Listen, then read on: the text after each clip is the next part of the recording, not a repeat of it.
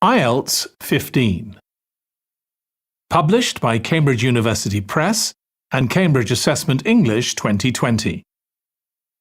This recording is copyright. Test 1. This is the IELTS listening test. You will hear a number of different recordings and you will have to answer questions on what you hear. There will be time for you to read the instructions and questions, and you will have a chance to check your work. All the recordings will be played once only. The test is in 4 parts. At the end of the test, you will be given 10 minutes to transfer your answers to the answer sheet. Now turn to Part 1.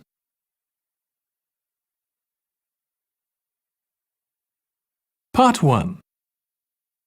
You will hear a woman phoning a friend to get information about a job agency. First, Hello, William. This is Amber. You said to phone if I wanted to get more information about the job agency you mentioned. Is now a good time? Hi, Amber. Yes, fine. So the agency I was talking about is called Bankside.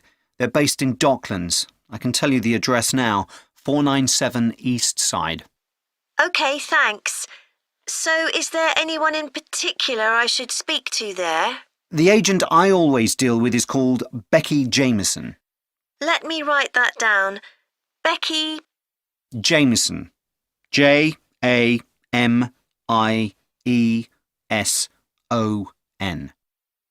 Do you have her direct line? Yes, it's in my contacts somewhere. Right, here we are. 07866 510 333. I wouldn't call her until the afternoon if I were you. She's always really busy in the morning trying to fill last-minute vacancies. She's really helpful and friendly, so I'm sure it would be worth getting in touch with her for an informal chat. It's mainly clerical and admin jobs they deal with, isn't it? That's right. I know you're hoping to find a full-time job in the media eventually, but Becky mostly recruits temporary staff for the finance sector, which will look good on your CV and generally pays better too. Yeah, I'm just a bit worried because I don't have much office experience. I wouldn't worry. They'll probably start you as a receptionist or something like that.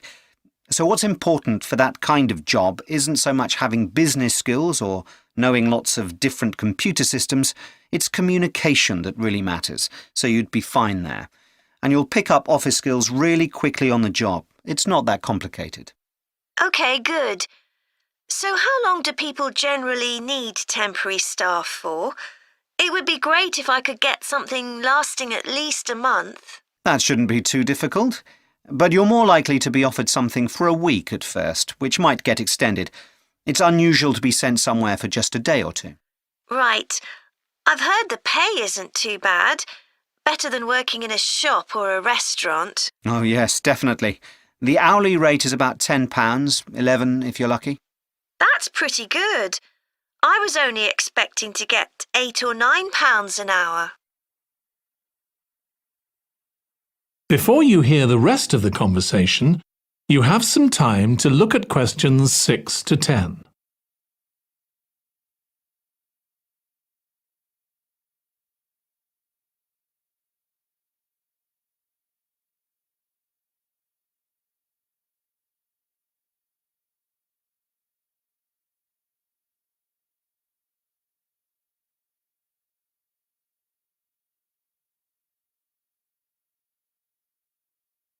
Now listen and answer questions 6 to 10.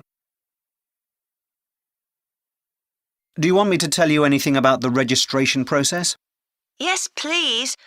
I know you have to have an interview. The interview usually takes about an hour, and you should arrange that about a week in advance. I suppose I should dress smartly if it's for office work. I can probably borrow a suit from Mum. Good idea. It's better to look too smart than too casual. Will I need to bring copies of my exam certificates or anything like that? No, they don't need to see those, I don't think. What about my passport? Oh yes, they will ask to see that. OK. I wouldn't get stressed about the interview though. It's just a chance for them to build a relationship with you, so they can try and match you to a job which you'll like. So there are questions about personality that they always ask candidates, fairly basic ones, and they probably won't ask anything too difficult, like what your plans are for the future. Hope not. Anyway, there are lots of benefits to using an agency. For example, the interview will be useful because they'll give you feedback on your performance so you can improve next time. And they'll have access to jobs which aren't advertised. Exactly. Most temporary jobs aren't advertised. And I expect finding a temporary job this way takes a lot less time. It's much easier than ringing up individual companies. Yes, indeed. Well, I think I've covered it. That is the end of part 1. You now have 1 minute to check your answers to part 1.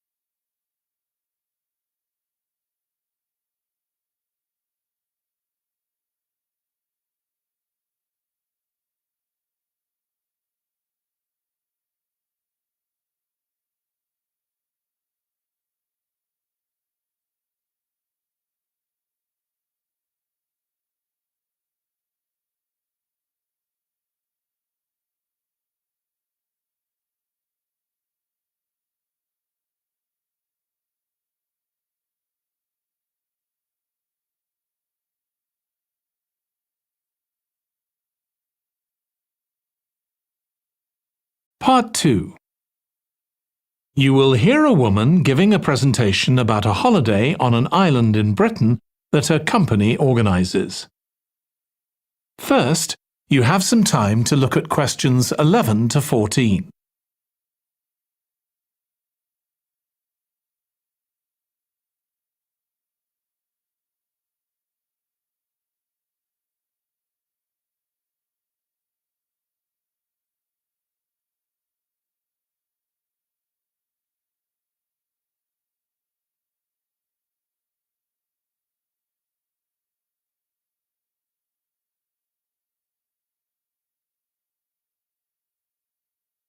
Now listen carefully and answer questions 11 to 14. Good morning. My name's Erica Matthews, and I'm the owner of Matthews Island Holidays, a company set up by my parents. Thank you for coming to this presentation, in which I hope to interest you in what we have to offer. We're a small family-run company, and we believe in the importance of the personal touch. So we don't aim to compete with other companies on the number of customers. What we do is build on our many years' experience, more than almost any other rail holiday company, to ensure we provide perfect holidays in a small number of destinations, which we've got to know extremely well. I'll start with our 6-day Isle of Man holiday. This is a fascinating island in the Irish Sea, with Wales to the south, England to the east, Scotland to the north, and Northern Ireland to the west. Our holiday starts in Heysham, where your tour manager will meet you. Then you'll travel by ferry to the Isle of Man. Some people prefer to fly from Luton instead, and another popular option is to go by train to Liverpool and take a ferry from there. You have 5 nights in the hotel, and the price covers 5 breakfasts and dinners and lunch on the 3 days when there are organised trips. Day 4 is free, and most people have lunch in a cafe or restaurant in Douglas. The price of the holiday includes the ferry to the Isle of Man, all travel on the island, the hotel, and the meals I've mentioned. Incidentally, we try to make booking our holidays as simple and fair as possible, so unlike with many companies, the price is the same whether you book 6 months in advance or at the last minute, and there's no supplement for single rooms in hotels. If you make a booking then need to change the start date, for example because of illness, you're welcome to change to an alternative date or a different tour for a small administrative fee. Before you hear the rest of the talk, you have some time to look at questions 15 to 20.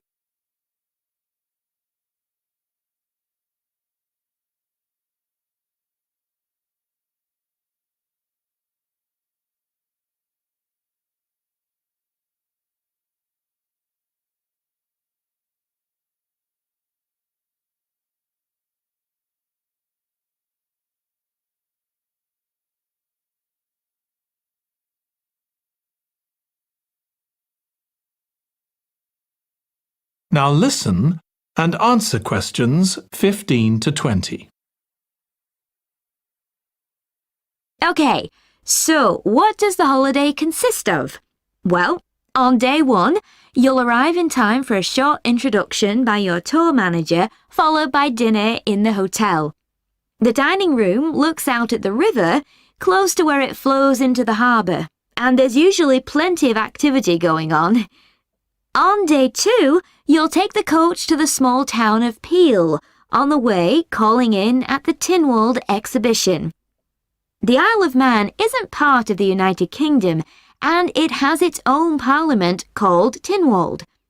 It's claimed that this is the world's oldest parliament that's still functioning, and that it dates back to 979.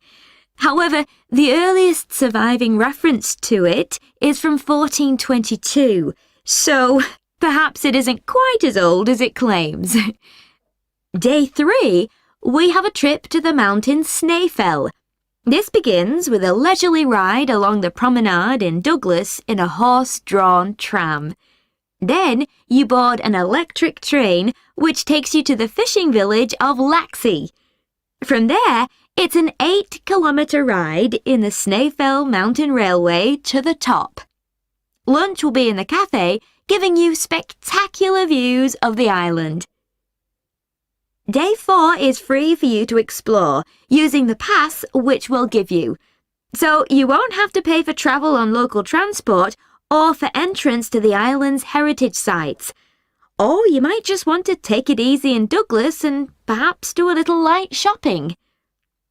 The last full day, day 5, is for some people the highlight of the holiday, with a ride on the steam railway from Douglas to Port Erin.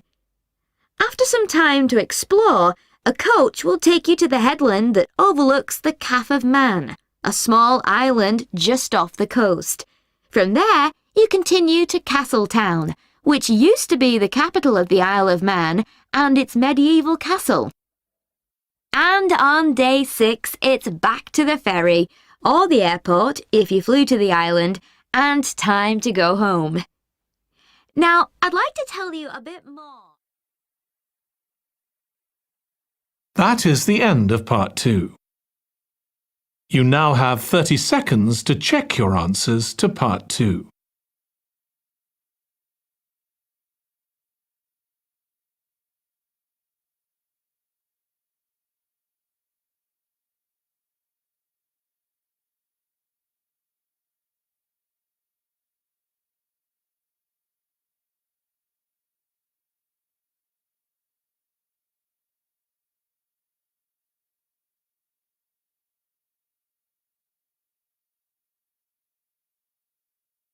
Part 3. You will hear 2 psychology students discussing the effects of the order in which the children in a family are born. First, you have some time to look at questions 21 to 26.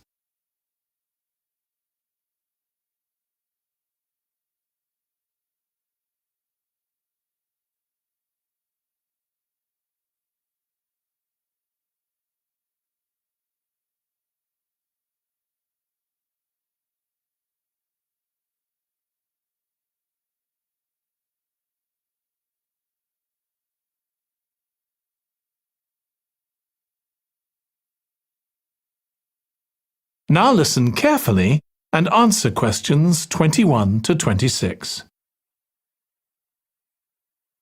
Ed, How are you getting on with the reading for our presentation next week? Well, okay, Ruth, but there's so much of it. I know. I hadn't realised birth order was such a popular area of research. But the stuff on birth order and personality is mostly unreliable. From what I've been reading, a lot of the claims about how your position in the family determines certain personality traits are just stereotypes, with no robust evidence to support them.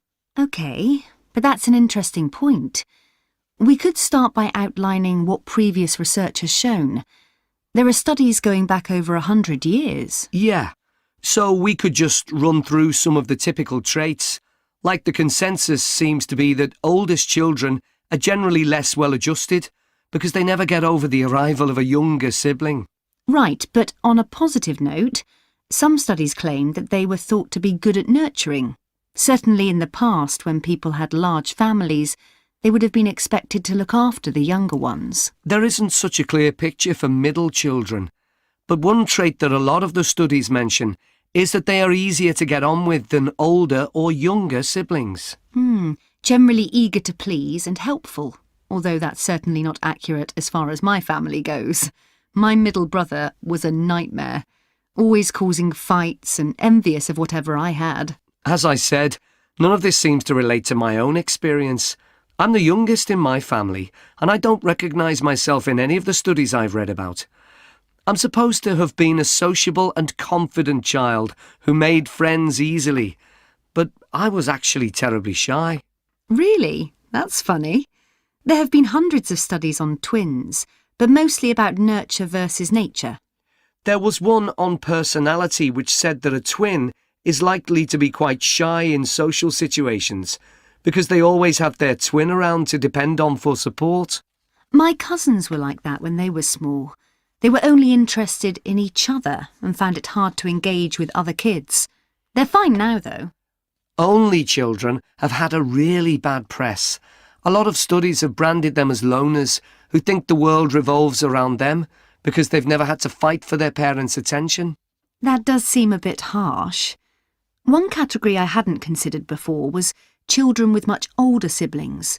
A couple of studies mentioned that these children grow up more quickly and are expected to do basic things for themselves, like getting dressed. I can see how that might be true, although I expect they're sometimes the exact opposite, playing the baby role and clamouring for special treatment. Before you hear the rest of the discussion, you have some time to look at questions 27 to 30.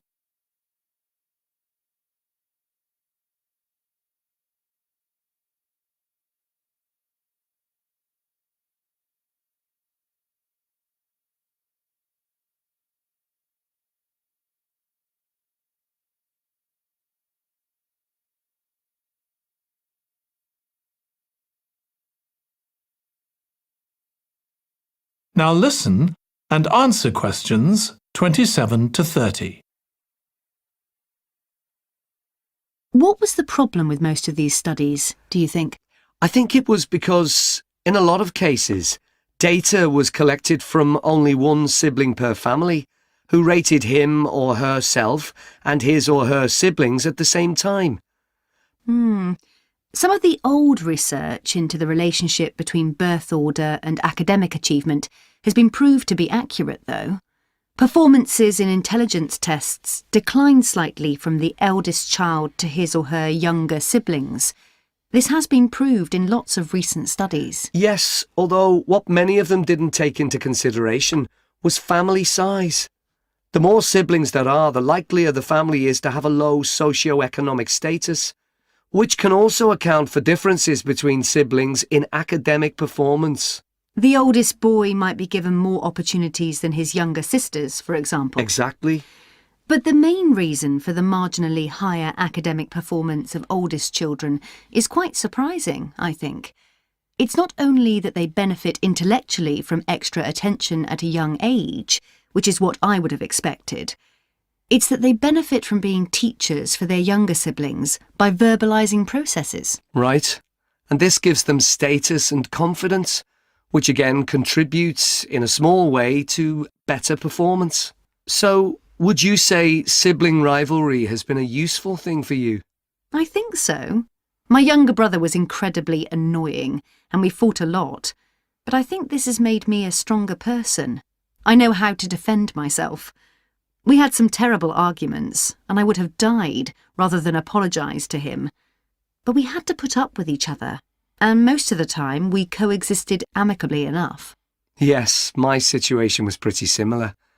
But I don't think having two older brothers made me any less selfish. I was never prepared to let my brothers use any of my stuff. That's perfectly normal, whereas sometimes... That is the end of part 3. You now have 30 seconds to check your answers to part 3.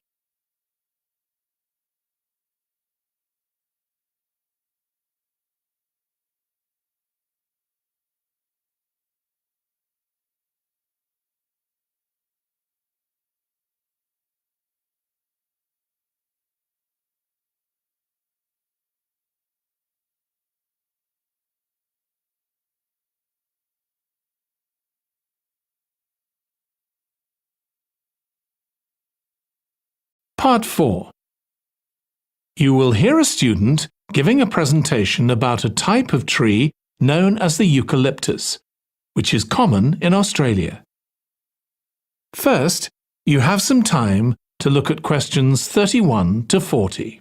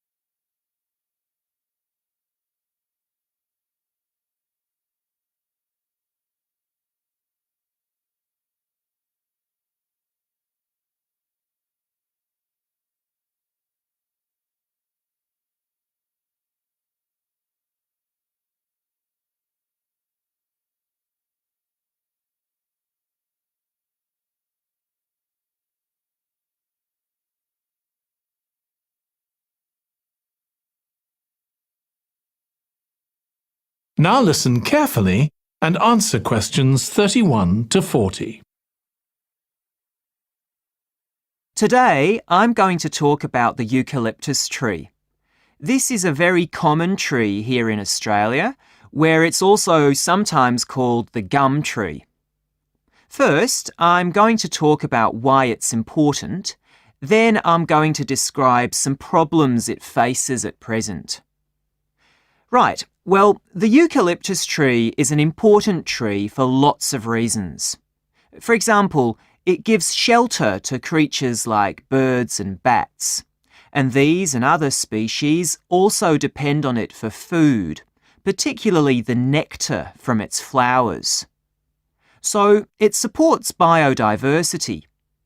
It's useful to us humans too, because we can kill germs with a disinfectant made from oil extracted from eucalyptus leaves. The eucalyptus grows all over Australia, and the trees can live for up to 400 years. So it's alarming that all across the country, numbers of eucalyptus are falling because the trees are dying off prematurely. So, what are the reasons for this? One possible reason is disease. As far back as the 1970s, the trees started getting a disease called Mundula yellows. The tree's leaves would gradually turn yellow, then the tree would die. It wasn't until 2004 that they found the cause of the problem was lime, or calcium hydroxide, to give it its proper chemical name, which was being used in the construction of roads.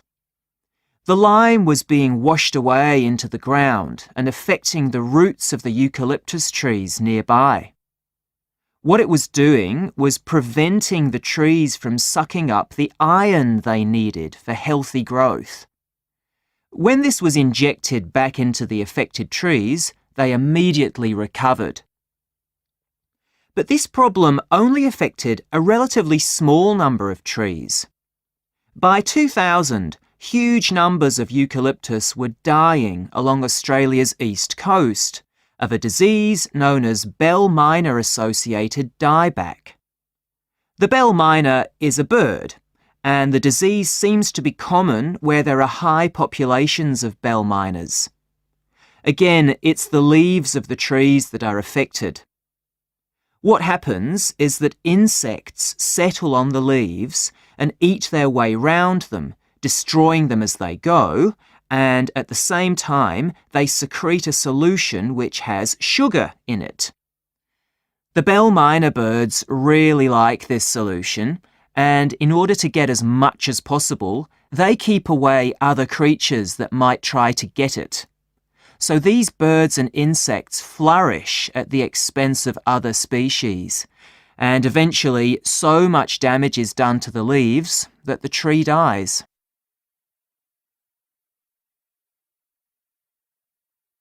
But experts say that trees can start looking sick before any sign of bell minor associated dieback. So it looks as if the problem might have another explanation. One possibility is that it's to do with the huge bushfires that we have in Australia. A theory proposed over 40 years ago by ecologist William Jackson is that the frequency of bushfires in a particular region affects the type of vegetation that grows there. If there are very frequent bushfires in a region, this encourages grass to grow afterwards, while if the bushfires are rather less frequent, this results in the growth of eucalyptus forests. So why is this? Why do fairly frequent bushfires actually support the growth of eucalyptus? Well, one reason is that the fire stops the growth of other species which would consume water needed by eucalyptus trees. And there's another reason. If these other quick-growing species of bushes and plants are allowed to proliferate, they harm the eucalyptus in another way by affecting the composition of the soil and removing nutrients from it. So some bushfires are actually essential for the eucalyptus to survive as long as they are not too frequent. In fact, there's evidence that Australia's Indigenous people practiced regular burning of bushland for thousands of years before the arrival of the Europeans. But since Europeans arrived on the continent, the number of bushfires has been strictly controlled.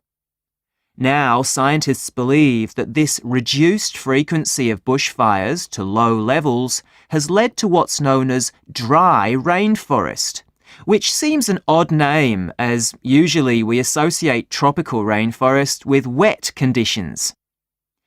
And what's special about this type of rainforest? Well, unlike tropical rainforest, which is a rich ecosystem, this type of ecosystem is usually a simple one.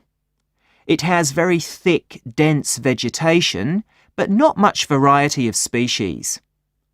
The vegetation provides lots of shade, so one species that does find it ideal is the bell minor bird, which builds its nests in the undergrowth there. But again, that's not helpful for the eucalyptus tree. That is the end of part 4. You now have 1 minute to check your answers to part 4.